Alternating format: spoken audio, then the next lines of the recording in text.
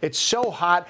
We need to get some reminders. This is something I feel like we should do every week. And this week, I'm so happy to have on the show for the first time Dr. Hao Feng, a dermatologist at UConn Health. He's also a Mohs surgeon who tries to take care of people who have some skin cancers. Thank you so much for joining us, Doctor. Thank you for Good having to have me you here.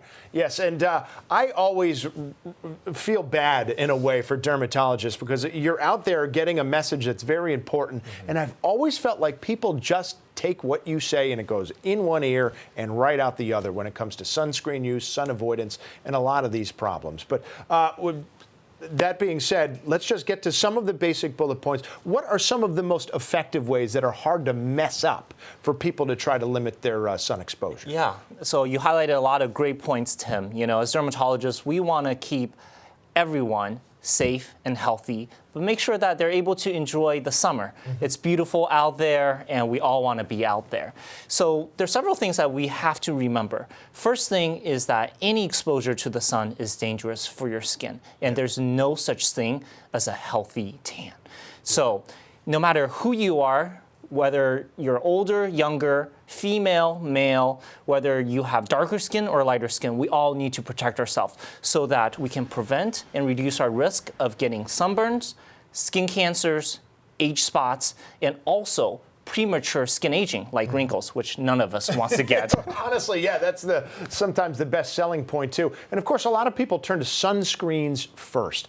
There's some problems, though. We're not saying you shouldn't, but people misuse them. How so? Yeah, so sunscreens are fantastic in protecting yourself from the harmful rays of the sun, which are the strongest between the hours of 10 a.m. and 3 p.m. So with sunscreens, most people don't apply enough. So as a dermatologist, I always recommend to my patients to get a sunscreen that is broad spectrum, meaning it covers ultraviolet A light and ultraviolet B light.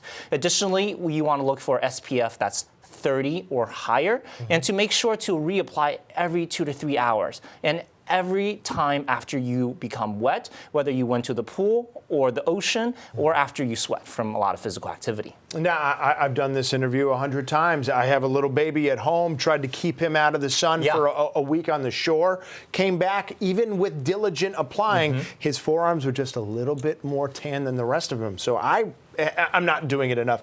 Are there more fail-safe ways outside of sunscreen to be able to limit your sun exposure? Yeah, absolutely. Sometimes it's hard to keep track how long you're outside. So this every 2 to 3 hours can be difficult. So one easy way is to set an alarm on our smartphones so that it rings when the 2 to 3 hours are up so you know to reapply.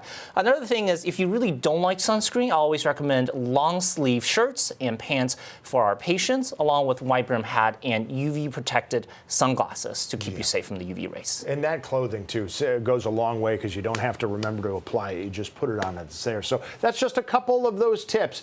Always apply it more than you think you need to. That's just sort of the layperson's interpretation. Doctor, thank you so much for joining us here today. Thank you so much for having me. And we want to make sure that all of our viewers know that we're here to help them. So if they see any issues, come to see a board-certified dermatologist. We can help them with their health. A lot of great people at UConn Health.